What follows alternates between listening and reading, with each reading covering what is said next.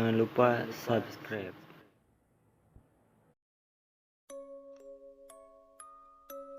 Assalamualaikum warahmatullahi wabarakatuh. Selamat malam buat kalian yang melihat atau mendengarkan video di channel ini. Seperti biasa, saya di sini akan menceritakan hal seram dan misteri. Dan untuk cerita malam hari ini, bertemu almarhum ibu di alam goib. Ketika aku masih bayi, Merah umur 3 hari, ibuku meninggal dunia karena kondisinya yang lemah sehabis melahirkanku. Aku dan kelima kakakku pun harus merelakan kepergiannya. Aku sendiri kemudian diangkat oleh orang tua asuh yang hingga kini amat menyayangiku. Bertahun-tahun aku terpisah dari keluargaku tanpa sepengetahuanku. Misteri ini baru terungkap ketika keluargaku di kampung memberi kabar bahwa nenekku, ibu dari ayahku, sakit keras. Dengan sedikit tidak percaya, akhirnya kunyatakan aku bersedia pulang. Sesampai di desa kelahiranku, aku disambut hangat oleh keluargaku. Mungkin sekian tahun terpisah kini dipertemukan kembali. Hingga sakit nenekku akhirnya sembuh juga atas kehadiranku. Setelah 3 hari di desa, aku diajak berziarah ke kuburan ibu dan kakekku. Setelah membersihkan sekitar perkuburan, aku membaca surat Yasin. Ketika itulah aku merasakan hal yang sangat aneh. Entah kenapa mataku terasa berat dan tak bisa melihat sama sekali rupanya. Aku jatuh pingsan. Ketika siuman dan kubuka mataku, kulihat betapa indahnya suasana kamar tempatku berada. Banyak sekali benda-benda antik yang berkilauan. Bahkan tempat tidurku sendiri beralaskan permadani bercorak keemasan. Di manakah aku? Batinku. Budi, sapa seorang yang entah dari mana telah ada di sampingku.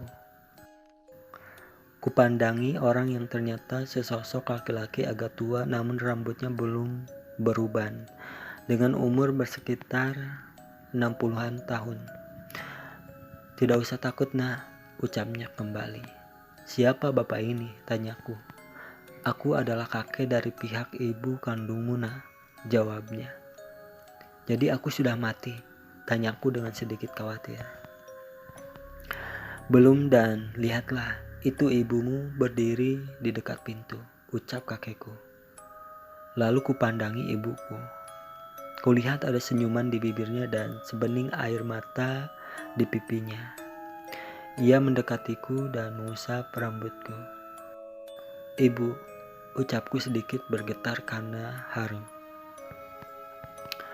Aku mencoba menerima kenyataan hidupku walau aku sangat bingung.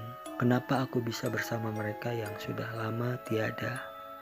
Dan aku merasakan dekapan hangat dari orang yang sangat merindukanku. Kemudian aku bertanya dalam kebisuan yang terjadi dengan rasa haru itu. Bu, seandainya aku masih hidup, kenapa aku berada di tempat ini? Tanyaku. Kau tidak usah takut, anakku. Kami membawamu ke sini untuk bersama kami, jawab ibuku. Tapi apakah aku akan mati sebelum ajalku? Tanyaku. Sudahlah, aku harap kau bisa menyesuaikan diri, nah, jawab ibu. Aku tak bisa menolak dan entah kenapa aku menuruti begitu saja keinginan mereka. Singkat cerita, sudah berhari-hari aku berada bersama almarhumah ibu dan kakekku. Entah di alam apa, ku coba mengamati keadaan alam ini di sekitarku. Kulihat bukit-bukit yang membentang luas dan aku merasakan sangat nyaman. Aku melupakan keadaanku sesungguhnya. Rasanya aku belum pernah melihat pemandangan alam seperti ini sebelumnya, begitu menyenangkan. Tetapi yang membuatku merasa sangat aneh, kenapa setelah berhari-hari berada di tempat ini, aku tak menemukan sosok manusia pun kecuali hanya ibu dan kakek. Hal ini membuatku sangat bingung. Hingga suatu saat ku teringat kehidupanku di dunia. Tanpa sengaja aku mendengar bisikan bahwa aku harus pulang. Tetapi bisikan itu hilang begitu saja. Aku ingin pulang, tapi jalan mana yang harus kutempuh untuk bisa pulang? Batinku. Ketika batinku bercamuk sedemikian, tanpa sengaja aku dengar percakapan ibu dan kakek. Sepertinya terjadi sebuah keributan. Ku dengar kakek menyebut nama ibuku, Rati. Rati, kita harus memulangkan Budi ke alamnya, karena ini bukan alam untuk dia, tegas kakekku. Ayah, aku tak bisa melepaskan Budi, karena aku tak ingin anak itu diasuh oleh orang yang bukan dari keluarga kita, jawab ibuku dengan nada memelas. Sempat kulihat ibu menangis. Aku tidak mengizinkanmu untuk menahan Budi, kata kakekku dengan kasar. Tangis ibuku semakin pilu, sampai akhirnya kakek memanggilku. Kakek kemudian menarik tanganku, mengajakku pergi. Ibu terus mengejar kami dan memohon agar aku kembali padanya. Akhirnya tibalah kami di tepi sungai dan kakek memaksaku untuk menaiki sebuah perahu. Kakek mendorong perahu itu ke tengah. Aku dan perahu itu dibawa arus yang sangat deras seperti sebuah jeram. Aku berteriak meminta pertolongan, seperti tak ada yang mendengar teriakanku. Sebab yang kulihat hanya pohon-pohon yang besar dan nampak sunyi.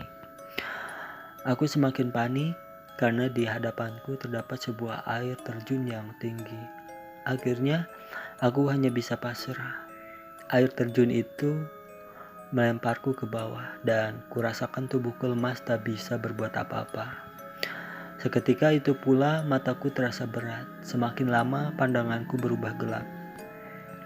Anehnya, ketika siuman dan kubuka kembali mataku, ternyata aku sudah ada di kamarku. Kulihat poster-poster pajanganku. Tak lama berselang, kulihat juga ibu dan ayah angkatku. Mereka begitu bahagia melihat keadaanku, dan menurut mereka aku sudah pulih dari sakit. Kuceritakan apa yang telah kualami saat aku tak sadarkan diri. Kudengar juga penuturan mereka bahwa aku tak sadarkan diri hampir 2 minggu, bahkan sempat seminggu dirawat di rumah sakit. Karena dokter tak mampu mendeteksi keadaanku, akhirnya aku dirawat di rumah dengan apa adanya. Kesehatanku pun mulai pulih, tetapi aku sering bermimpi bahwa kakek berpesan agar aku tidak usah berziarah lagi ke pusara ibuku. Entah kenapa, aku tak tahu jawabnya. Aku hanya bisa berdoa pada Allah SWT agar ibu dan kakekku diberi ketenangan. Aku berharap agar Tuhan selalu memberi jalan terbaik buatku, walau aku bingung apa yang terjadi padaku. Itulah cerita untuk malam hari ini. Tinggalkan like, comment, share, dan subscribe. Dan jangan lupa juga nyalain loncengnya biar gak ketinggalan jika ada video-video baru di channel ini. Terima kasih. Assalamualaikum warahmatullahi wabarakatuh.